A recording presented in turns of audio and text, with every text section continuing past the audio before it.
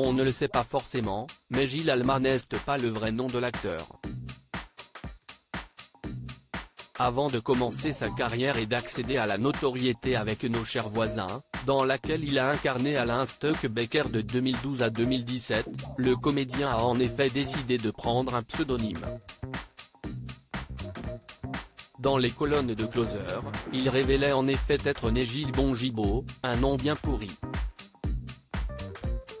S'il a décidé de changer de nom, c'est aussi parce que les gens avaient du mal à le prononcer. Les gens l'ont toujours écorché, ce qui ne présageait rien de bon pour la suite, a-t-il plaisanté dans les colonnes de France Dimanche. Pour choisir son nom de scène, Gilles Alma s'est laissé porter par ses pérégrinations parisiennes comme il l'a expliqué à nos confrères. Bref, j'ai voulu un truc court commençant par un A, pour arriver le premier dans l'ordre alphabétique, s'est souvenu l'acteur. À l'époque, je ne réfléchissais pas forcément à travailler, mais j'avais déjà une grande conscience marketing du truc. Et ça m'est surtout venu un jour où j'étais à la station de métro Alma Marceau. Je me suis dit, il y a Sophie Marceau, il y aura peut-être un jour Gilles Alma.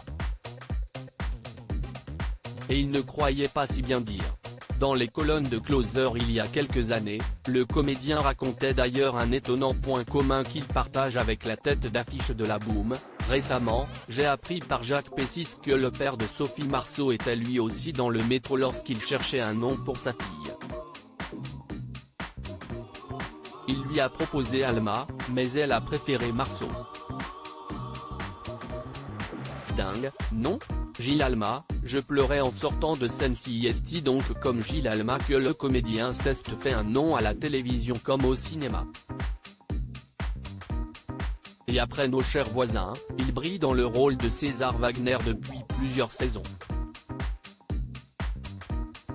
Les nuits, c'est que si on résout tous ces problèmes, la série tombe à l'eau.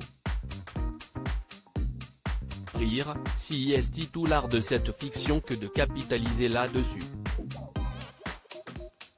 Et il y a encore beaucoup de choses qui peuvent se passer autour de l'hypersensibilité et de l'hypocondrie de César, nous confiait-il il y a quelques semaines.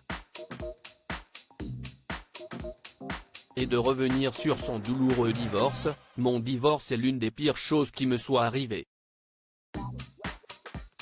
J'en ai parlé pour deux raisons. D'abord parce que j'ai beaucoup évoqué mon ex-épouse dans mes One Man Show et que, du coup, on pouvait avoir l'impression que nous étions toujours ensemble.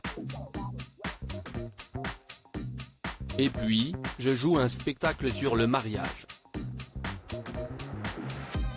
Au début, j'étais en pleine rupture et je pleurais en sortant de scène. J'ai effectivement eu droit ensuite à plein de messages magnifiques.